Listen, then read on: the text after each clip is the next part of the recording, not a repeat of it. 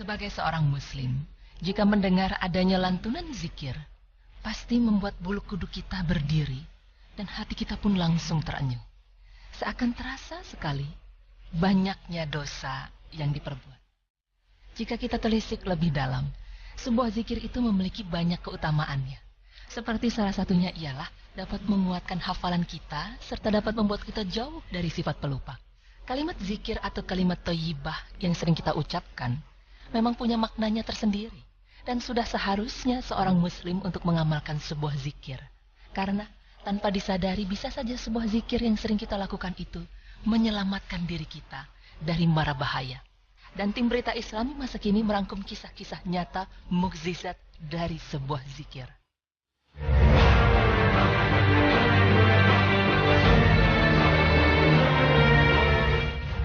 Pemirsa, ada beberapa kisah menarik dari seorang muslim yang rajin mengamalkan zikir pagi dan petang.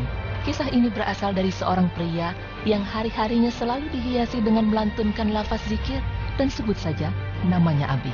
Ketika itu, Abi telah selesai membaca zikir pagi dan petang. Kemudian ia bersiap-siap pergi menuju sebuah kebun dan mempersiapkan semua peralatannya, termasuk sepatu boot untuk berkebun. Setelah semua siap, Abi pun memakai sepatu bootnya. Namun di situ ia merasa ada keganjilan, di mana sepatu boot yang biasa ia kenakan tiba-tiba terasa sempit. Berkali-kali ia masukkan kakinya ke sepatu tersebut, tapi apa daya, mungkin sepatu bootnya yang sudah sempit dan tak muat lagi. Kemudian Abi berinisiatif untuk membalikkan sepatu bootnya, dan tak disangka-sangka, ternyata di dalam sepatu bootnya tersebut ada kalajengking.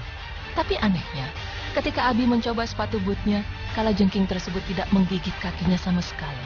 Masya Allah.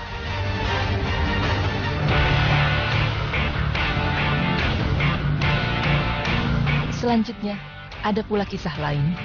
Kala itu ada seorang lelaki yang ingin makan bakso. Dan waktu pun sudah menunjukkan pukul 9 malam. Ketika sedang menyantap baksonya, tiba-tiba lelaki tersebut didatangi oleh dua preman. Dengan gayanya yang sangar, preman tersebut memalak lelaki malang itu. Segenap keberanian ia kumpulkan dan laki-laki itu tidak mau memberikan uangnya. Seketika preman sangar itu marah dan berkata, "Kami tunggu kamu di luar untuk dipukul."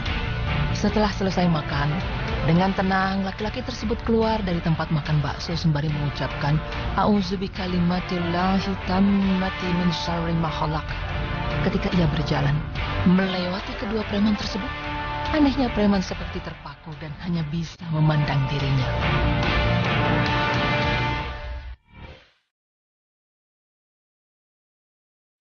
Selain itu, ada pula kisah nyata yang terjadi di Riyadh, di mana ada penculikan seorang gadis SMP. Ketika itu siang ba'da zuhur, gadis cantik tersebut pulang dengan berjalan kaki, karena jarak dari sekolah ke rumahnya cukup dekat. Tapi ternyata, kebiasaannya pulang sekolah dengan berjalan kaki sudah lama diketahui oleh seorang pemuda, sehingga membuat pemuda tersebut memiliki pikiran jahat. Ia ingin menculik gadis SMP yang cantik itu. Aksi penculikan pun dirangkai sedemikian rupa, dan ternyata ia berhasil menculiknya. Ketika menyekap si gadis, sang penculik memastikan untuk tidak ada satu orang pun yang melihatnya dan memasukkannya ke dalam bagasi mobil. Sang pemuda membawa gadis malang itu ke daerah Sumama.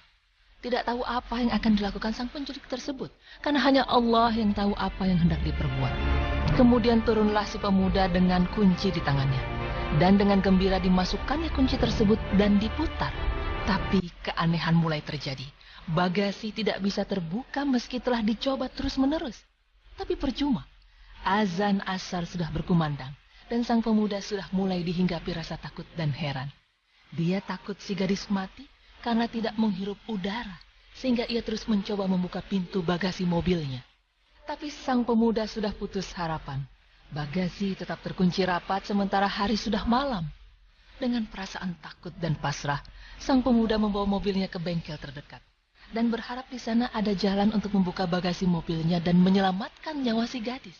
Setelah sampai di bengkel, hal yang sama terjadi. Bagasi tetap tidak bisa terbuka. Terakhir sang pemuda memanggil polisi dan melaporkan hal tersebut. Dan polisi mencoba membuka bagasi dengan melubanginya dengan las. Tapi anehnya las pun tidak mampu melubangi bagasi. Maka semua sepakat memanggil seorang syekh. Lalu oleh syekh bagasi tersebut dibacakan ayat-ayat ruqyah, kemudian mencoba dibukanya dengan kunci.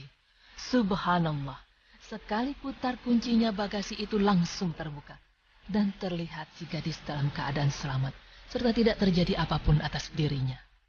Melihat kejadian tersebut, maka Syekh bertanya kepadanya, "Ceritakanlah kepada kami apa yang telah engkau lakukan sampai Allah menjagamu dengan penjagaan seperti ini."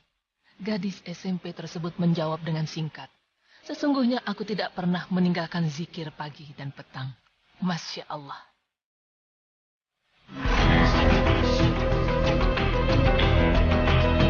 Pemirsa, mendengar kisah-kisah tersebut, sangat terlihat jelas bagaimana sebuah zikirullah menjadi sebab pertolongan Allah yang ajaib bagi hamba-hambanya. Selagi kita mampu dan selagi kita bisa, maka kerjakanlah zikir pagi dan petang. Dan semoga kisah ini bisa menjadi peringatan bagi kita.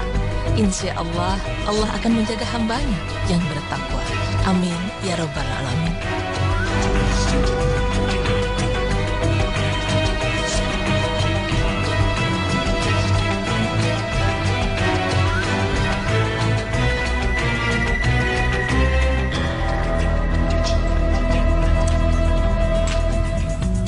Oke, itu dia ya, mukjizat zikir ya. Iya, Masya Allah. Tadi ada beberapa kisah nyata ya. Salah satunya ya adalah soal yang seorang gadis yang diculik di Riyadh gitu, dan yang Masya Allah memang tidak masuk akal adalah pencuri itu ketika mau membuka bagasi tidak bisa terbuka gitu. Betul. Dan memang waktu ditanya, salah satu yang dikatakan oleh gadis kecil itu adalah bahwa dia sering sekali zikir pagi dan zikir petang sih. Masya Allah, jadi benar-benar dilindungi ya. Jadi ada seorang pria yang mau pakai sepatu dan tidak masuk sepatunya, ternyata di dalam sepatunya itu ada kalajengking. Jadi memang dilindungi lagi. Dilindungi ya, waktu kalajengking pergi baru bisa masuk gitu ya. Dan sebenarnya yang mau kita sampaikan adalah salah satunya poin intinya adalah tentang zikir. Jadi memang tadi seperti yang saya tanya juga sama Zizi, bahwa zikir pagi, zikir petang, ada zikir setelah sholat fardu, dan itu memang sangat mudah sekali untuk kita lakukan sehari-hari. Misalnya setelah sholat fardu, tinggal baca kulhu, kul a'udzu birabbil falaq dan annas gitu ya, ayat kursi, dan masih banyak lagi zikir-zikir lainnya. Dan itu insya Allah akan melindungi kita. Tapi tetap kita harus tawakalnya kepada Allah Ta'ala. Setuju. Dan sebenarnya kapanpun ya, kita lagi diam daripada kita ngomongin orang, lebih baik dalam hati zikir apa aja disebut. Insya Allah tetap kita ingatkan sama Allah dan gak ngomongin orang, pemirsa. Masya Allah, Zizi. Oke, setelah ini kita akan membahas tentang bisnis MLM. Oke, menarik nih. Jangan kemana-mana, tetap di Berita Islami Masa Kini.